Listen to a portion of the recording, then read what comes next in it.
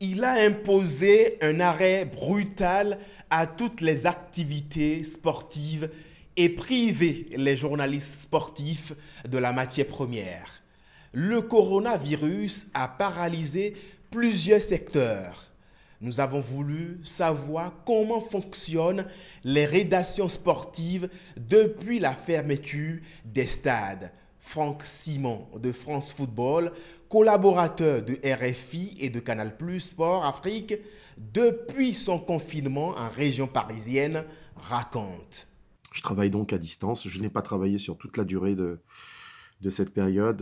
Il y a eu des périodes où j'ai été mis au repos. Cette semaine, j'ai quelques petits papiers que je dois rendre d'ailleurs imminemment. Je reste en contact avec la rédaction évidemment les appels téléphoniques, les emails.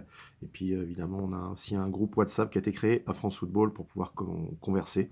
C'est le cas aussi pour Radio Foot. On a un groupe WhatsApp afin de s'envoyer des messages de soutien les uns les autres, heureusement. Malik Traoré de Canal+, comme tout le monde, ne va plus au stade, mais son média reste opérationnel. Si je prends l'exemple du 11 d'Europe, en général, on a un invité, confiné chez lui évidemment, un joueur issu d'un des championnats que l'on couvre en période normale. Et ce joueur nous explique en général comment il vit le confinement, comment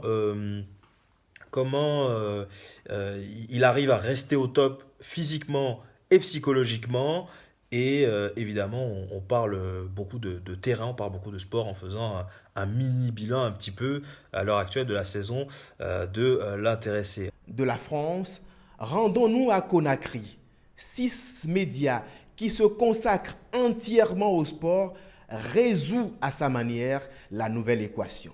On a initié une série d'émissions qui tournent autour des thématiques que l'on développe avec des invités, des acteurs du football, du sport de façon globale, mais aussi les auditeurs, les téléspectateurs de notre groupe média.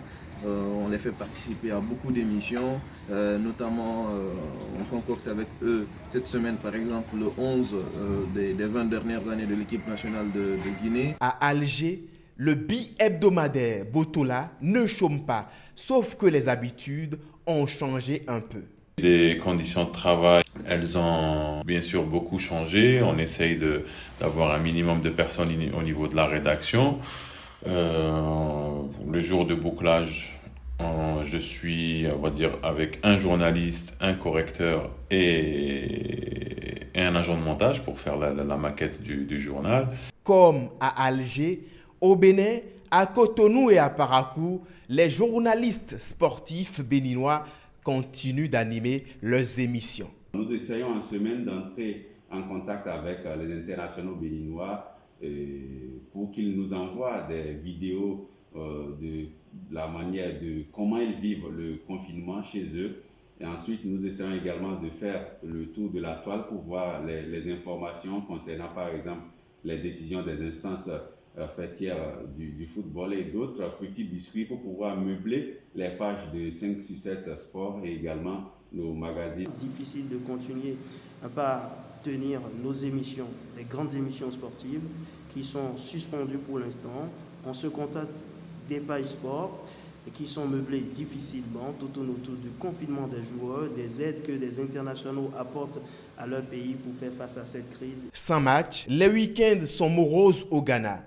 Noum Adams est en famille, mais en semaine, il écrit quelques articles pour son site en ligne et fait de la radio. C'est un peu difficile parce que nous sommes obligés de rester à la maison, passer du bon temps avec nos familles, rigoler. Mais nous espérons le retour au plus tôt des compétitions sportives pour continuer à vivre notre passion. Au Cameroun, la situation est un peu particulière. La fréquentation de l'antenne est devenue de plus en plus rare. On est obligé de rédiger les articles pour alimenter le site. C'est assez difficile et très compliqué pour nous qui sommes habitués à sortir, à être sur le terrain tout le temps. En ce moment, on ne fait plus rien du tout. Rien du tout parce que le matin, je me lève, je vais au sport en évitant bien évidemment de de rencontrer des gens. Après le sport, je rentre à la maison. Après avoir pris ma petite douche, eh bien, je me mets à la lecture, à la télé, à la radio, et puis j'échange sur des plateformes avec des amis. La trêve est très longue. Tous les acteurs du monde sportif espèrent une victoire de la médecine sur ce virus qui n'a que trop duré.